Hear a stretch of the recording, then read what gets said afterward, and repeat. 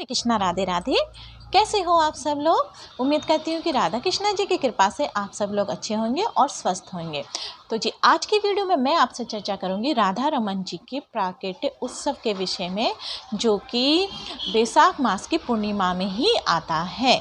तो चलिए, इससे पहले अगर आप मेरे चैनल पर नए हैं तो मेरे चैनल को सब्सक्राइब कर दीजिए और बेल आइकन को भी दबाना ना भूलें, ताकि मेरी वीडियो की आने वाली नोटिफिकेशन आप तक सबसे पहले पहुँचे। वीडियो अच्छी लगे तो वीडियो को लाइक एंड शेयर करना भी ना भूलें। वेलकम टू दासी सामा साम की।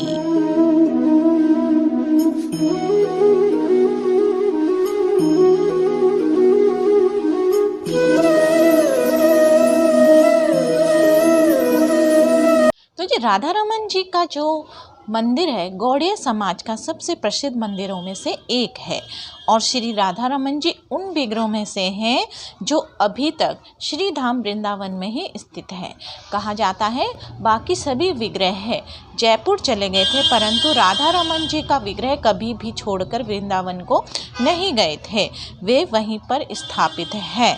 श्री कहा 1532वीं ईस्वी में वे यहीं 1532 ईस्वी से वे यहीं पर विराजमान हैं, और इन मंदिर के दक्षिण दिशा पर श्री राधा रमन जी का प्रकट्य स्थल है, और श्री गोपाल भट्ट गोस्वामी जी का समाधि स्थल भी वहीं पर है। तो आइए अब हम जानते हैं कि राधा रमन जी के प्राकट्य उत्सव की कथा क्या है, जो कि बहुत ही रोचक है। एक बार श्री गोपाल भट्ट गोस्वामी जी अपने प्रचार यात्रा के दौरान गंडकी नदी पर स्नान कर रहे थे और सूर्यदेव जी को अर्घ्य दे रहे थे। तभी उनके हाथों में एक शालिग्राम शिला आ गई, और उनके हाथों में एक एक करके 12 बार शालिग्राम शिला आ गई, यानी कि 12 शालिग्राम शिला आ गई। इस प्रकार वह गोपाल भट्ट गोस्वामी जी ने सभी शिलाओं को लेकर वृंदावन धाम में आ गए, और वहाँ पर आकर यमुना नदी के केसी घाट में स्थित उन्होंने अपने निवास स्थान पर उन 12 शालिग्रामों की पूजा अर्चना सेवा आदि शुरू कर दी। एक बार वृंदावन धाम की यात्रा के दौरान एक सेठ जी आए, और उन्होंने वृंदावन में स्थित सभी विग्रहों के लिए विभिन्न प्रकार के वस्त्र और आभूषण आदि लेकर आए, और वे सभी जिनके पास भी विग्रह आदि सेवित विग्रह थे उन्हीं सभी को वे वस्त्र आदि आभूषण दे रहे थे।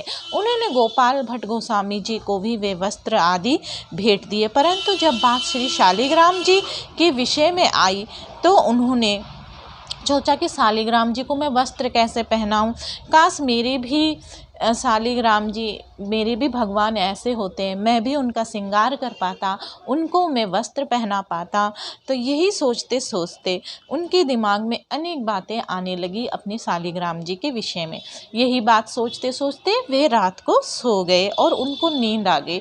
जब सुबह हुई तो नींद से वे जब उठे तो उनकी आंखें खुली तो उन्होंने पूरी तरह से आश्चर्यचकित हो गए। उन्होंने देखा कि उनकी जो शालिग्राम जी है वे साक्षात त्रिभंग ललित द्विभुजी मुरलीधर श्याम जी के रूप में बैठे हुए हैं। जिस दिन ये घटित हुआ था वो दिन 1599 विक्रम संवत वैशाल शुक्ल पक्ष पूर्णिमा का ही दिन था। तो यथाशीघ्र श्री गोस्वामी जी उठे, उन्होंने अपने भगवान का विशेष रूप से श्रृंगार किया, उनका सेवा भाव किया। उसके बाद श्री गोस्वामी जी ने अपने सभी बड़े गुरुजनों को बुलाया और राधा रमन जी का प्राकट्य उत्सव बड़े ही धूमधाम से मनाया। भगवान राधा रमन जी गोस्वामी जी के आवास के निकट के पीपल के पेड़ के नीचे प्रकट हुए थे। वहीं पर यह दिव्य स्थान है जहां करीब 450 वर्ष पूर्व भगवान श्री कृष्ण जी का एक रास के दौरान श्री राधा जी ने समाधि ले लिए थे, परंतु गोपाल भट्ट गोस्वामी जी के निवेदन पे वे फिर से उसी जगह पे विग्रह के रूप में प्रकट हो गए थे। जब भगवान श्री कृष्ण उस स्थान से भिन्न हुए तो राधा जी ने उन्हें रमन के नाम से पुकारा, और फिर उनको सब राधा रमन के नाम से ही जानने लगे। तो इसी प्रकार गोपाल भट्ट गोस्वामी जी ने भी उनका नाम राधा रमन रख दिया। और यही श्री राधा रमन जी का विग्रह आज भी श्री राधा रमन जी के मंदिर में श्री गोस्वामी जी के समाज द्वारा वंशज द्वारा सेवित किया जाता है। और बैसाख शुक्ल पूर्णिमा को पंचामृत से इनको अभिषेक कर हर साल प्राकट्य उत्सव मनाया जाता है। और फिर गोपाल भट्ट गोस्वामी जी जिन अन्य श्री शालिग्राम जी के 11 शिलाओं की सेवा की थी वो सभी भी उसी मंदिर पे स्थित है। तो जी राधा रमन जी के मंदिर का जो रहस्य है वो बहुत ही आज तक रहस्यपूर्ण है, जिन्हें वैज्ञानिक भी नहीं सुलझा पाए। राधा रमन जी की जो विग्रह है उसको कहते हैं कि कहीं भी किसी भी कोने से वे टूटा हुआ अलग अलग नहीं है। जैसे कि विग्रह जब बनाते हैं तो कहीं ना कहीं तो जोड़ होता है, पर राधा रमन जी के विग्रह पे कहीं भी कोई भी जोड़ नहीं है। वो सिंपल वैसा विग्रह है जहाँ बिना जोड़ के वे बना हुआ है। इस बात को लेकर वैज्ञानिक भी आज भी हैरान रहते हैं। राधा रमन जी के जो मंदिर है उसका हर बात रहस्यमय है। राधा रमन जी के मंदिर के जो विग्रह है उसके बारे में भी कुछ खास बातें हैं। राधा रमन जी का विग्रह एक तो इतना प्यारा, इतना सुंदर है कि अगर आप उन्हें देखेंगे तो आप उन्हें देखते रहेंगे। छोटे से राधा रमन जी बड़े मनमोहक है।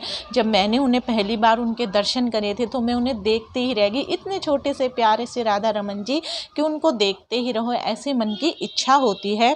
और राधा रमन जी और इनका जो मुख विंद है वे गोविंद देव के समान है, और जो उनका वक्षस्थल है वो गोपीनाथ के समान है, और उनके जो चरण कमल है वे मदन मोहन जी के समान है। तो ये भी कहते हैं कि इनके दर्शन मात्र से तीनों विग्रहों के दर्शन हो जाते हैं, अर्थात इनके अकेले दर्शन से तीनों ठाकुरों के दर्शन हो जाते हैं। तो राधा रमन जी के विषय में एक बात ये भी है कि वे कभी कभी मुस्कुराते भी हैं। उनकी दंतावली के भी दर्शन होते हैं। वह क्यों मुस्कुराते हैं?